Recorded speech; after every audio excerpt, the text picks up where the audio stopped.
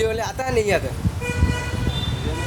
হ্যাঁ, চলেছি নতুন একটা ব্লগ নিয়ে। আশা করি আপনারা খুব ভালো আছেন আর আমিও খুব ভালো আছি। আমি এখন আছি ব্যাঙ্গালোরে। সো গাইস, আজকে আপনাদের দেখাবো ব্যাঙ্গালোর আইকনিক কিংফিশার টাওয়ার, যার মালিক ছিলেন বিজয় মালিয়া। সো গাইস, আপনারা বিজয় মালিয়া নাম শুনে সবাই চেনেন যে আমাদের ইন্ডিয়ার একজন বড় বিজনেসম্যান ছিলেন বিজয় মালিয়া।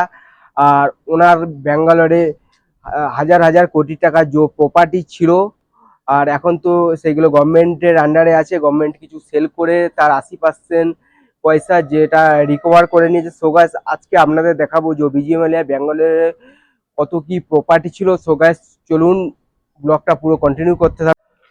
সো গাইস, যারা জানেন না যে বিজয় মালিয়া ইন্ডিয়া থেকে কত কোটি টাকা স্ক্যাম করেছে, সো গাইস তাদেরই জন্য বিজয় মালিয়া টোটাল ইন্ডিয়া থেকে 9,000 কোটি টাকা স্ক্যাম করে 2016-তেই ইউকেতে চলে যায়।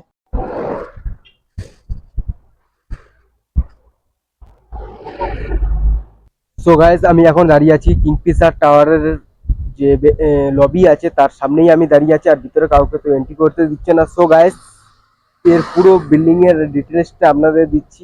এই কিংফিশার টাওয়ারটি বানানো হয়েছে 4.5 একর জমির উপরে। এর মধ্যে 3টে ব্লকে 34 ফ্লোর আছে, 8,321 স্কোয়ার ফিটে 4 বিএইচকে 81টি ফ্ল্যাট রয়েছে। সো গাইস, এই বিল্ডিংয়ের সব ফ্ল্যাটগুলো বানানো হয়েছিল অনলি সেল করার জন্যে। আর এখন এর ভিতরে অনেক বড় বড় বিজনেসম্যানরা আছে।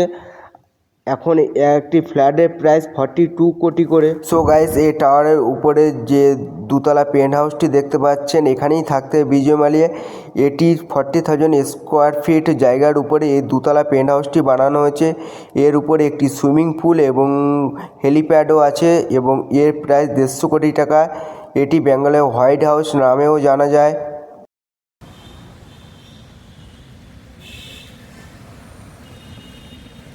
সো গাইস, আমি এখন দাঁড়িয়ে আছি ভিটেল মালিয়া রোড। বিজয় মালিয়ার বাবা যিনি ছিলেন তার নাম ছিলেন ভিটেল মালিয়া। সো গাইস, তার নামেই এই রোডটা দেখতে পারেন।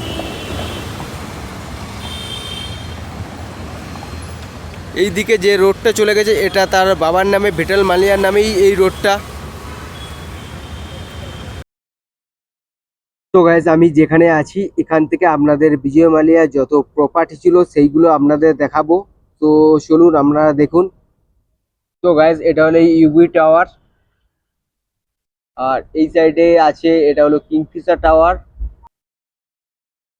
আর এটা পুরোটাই হলো ইউবি সিটি মল।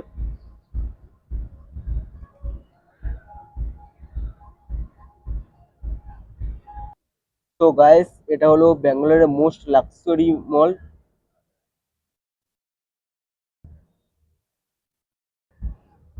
সো গাইস, এইগুলো ছিল বিজয় মালিয়া যে ব্যাঙ্গালোরের মেন যে প্রপার্টি। এইগুলো আপনাদের যেগুলো দেখালাম এগুলো ছিল বিজয় মালিয়া হাজার হাজার কোটি টাকা যে প্রপার্টি।